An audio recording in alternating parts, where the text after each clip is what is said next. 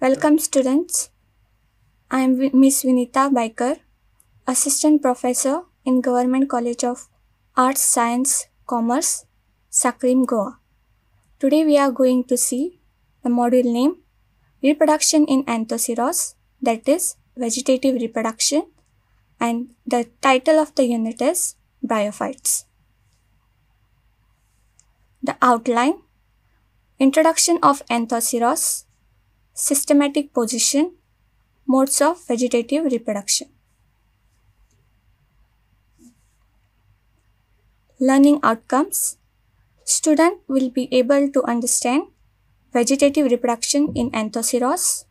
They will be able to explain various modes of vegetative reproduction. So first, we are going to see what is Anthoceros. It is a small dark green dorsiventral flattened lobe thallus. There is no distinct midrib and rhizoids are present on the lower surface of the thallus. The main plant body is gametophytic in nature. They are found in moist and very shady places. Systematic position: Class Anthoceratopsida. The order Anthocerotales. Order Anthocerotales is divided into two families, Anthocerotaceae and Notothylaceae. Notothylaceae, the genus is Notothyllus, and under the family Anthocerotaceae, the genus is Anthoceros. Reproduction: There are two types of reproduction in Anthoceros: vegetative reproduction and sexual reproduction. Under vegetative reproduction, there are 5 types: fragmentation, gamete, tubers, persistent apices, and apospory. First, we are going to see fragmentation. It is in progressive death and decay of older parts. The thallus separates into two at the point of dichotomy. Each daughter segment keeps on growing through the apical region. It develops into the new thallus. This method is not so common in Anthoceros. The gamete formation has been seen on the upper surface of the thallus along the margins on short stalks. On the detachment, they will grow into new thalli. These gametes have been reported in Anthoceros glandulosus, Anthoceros formosae, and Anthoceros propagulliferus.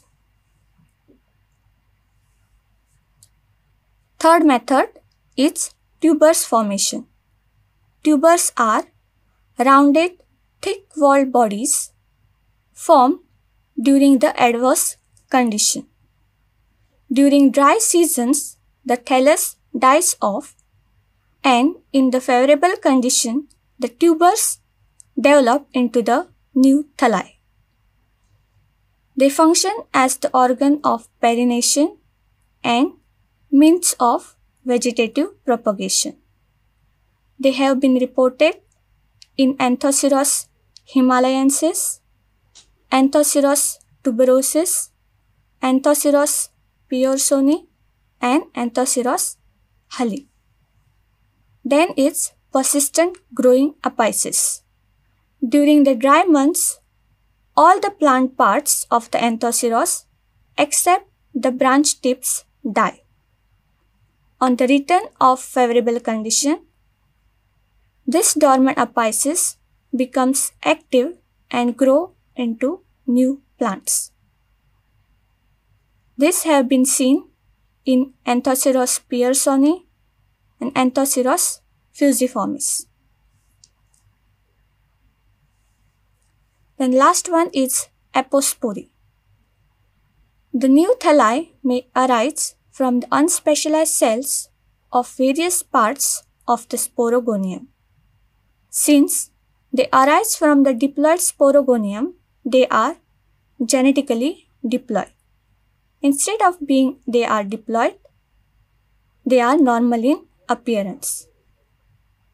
The thallus, which is a gametophyte, is produced directly from the vegetative cells of sporogonium, and this process is known as apospory. So these are my references. Thank you.